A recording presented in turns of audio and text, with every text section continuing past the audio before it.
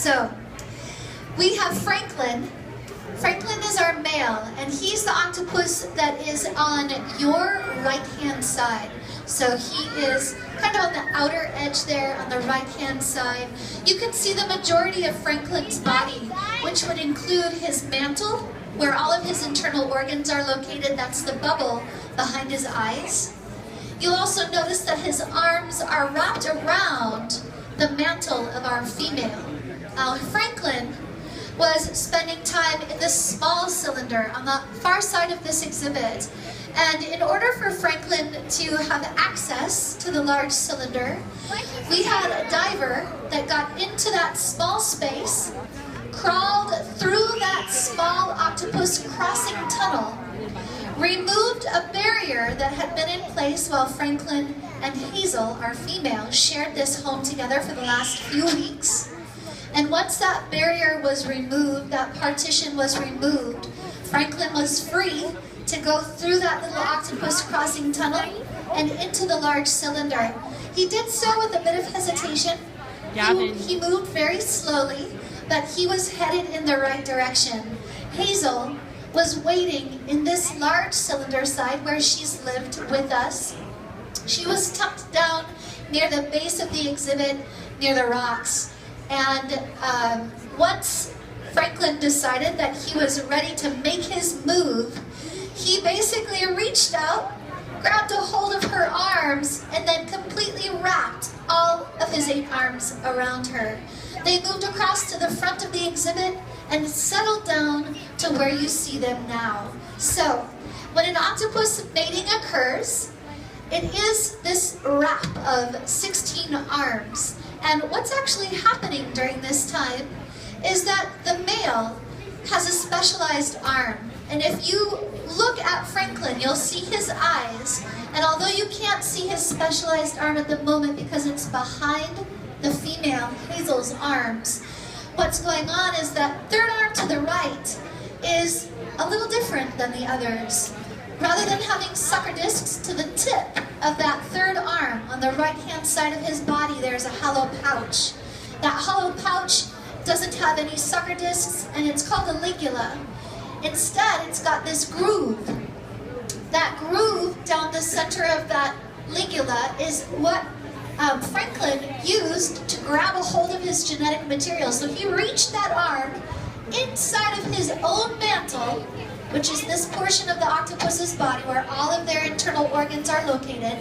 He reached all the way in there with his hectocotylized arm, and that ligula grabbed a hold of his spermatophore, which is a little pouch that kind of looks like a hollow spaghetti noodle full of his genetic material, all wrapped up into a little package. And he grabbed onto that little package, and then when he wrapped his arms around Hazel, he proceeded to insert his ligula into her mantle and deposit his little present to her oviduct. So that is octopus sex, ladies and gentlemen. Now, what you see here, that process might take anywhere from 2 minutes, 2 hours, 8 hours, but typically they will spend about 4 hours on average all wrapped together. Now, a couple of things to keep in mind. Both Hazel and Franklin are about 3 years old, which is a good that's a good age for reproductive maturity. But because octopuses are terminal reproducers, like salmon, and their close cousins, the squid, the cuttlefish, and the nautilus, this is the last phase of their life cycle. They're terminal reproducers. So, what happens? For an octopus, the average lifespan is quite short. In general, of all of the 300 plus species that we know of to science, they typically only live about 13 months. The giant Pacific octopus, which is the largest species that we've identified, although I say that we know because we're finding new animals in our one big ocean, especially the deep sea environment, all the time, and there was a recent identification of a species of octopus that may live even longer, but we don't know for sure yet. So lots of mysteries and questions out there in our wonderful ocean. But for the giant Pacific octopus being the largest species, they're going to live about 3 to 5 years. Franklin is 43 pounds. He's a little bit smaller than Hazel. Hazel weighs in at 48 pounds. But both of these individuals were collected last December right here in our backyard of Puget Sound. And that's exactly where they will both return. In fact, tomorrow at noon, Hazel will be escorted by a dive team off of the Seattle Aquarium's pier right back out into Puget Sound. There are a number of suitable den sites directly beneath your feet. In fact, if you were to jump through the floor of our Ring of Life, there's a den literally right beneath you.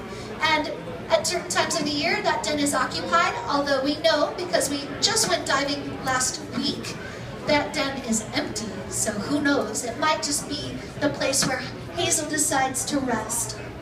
For Franklin, he will also go back out to Puget Sound next Sunday. So both of these individuals will be returning home very soon. Now for Franklin, his story will end sooner than Hazel's. Once he goes back out to Puget Sound, he may roam around, he may potentially meet another octopus, perhaps try to mate with another female. However, the likelihood of that happening is probably pretty slim. This is his big chance. Now, he was already producing spermatophores and leaving them in the small cylinders, so he knew for sure that he was very ready to find a friend. And a male may produce 7 to 10 of those spermatophores, those packets. So he has that many opportunities to have a successful mating event with a female before he reaches the end of his life. But once he does kind of lose interest in both food and in mating, he's probably got another 1 to 2 weeks left for his lifespan. So we're really lucky that we got to have Franklin here with us to watch him grow before our eyes and to see this awesome opportunity for a successful mating event. For Hazel, she's going to find a den. She may mate with another male or 2 or 3. That's possible. She may fertilize the clutch of 20,000 to 100,000 eggs in her oviduct with multiple males' genetic information, or perhaps Franklin is the only one. But once she's decided that she's found a good den site, she will internally fertilize those eggs.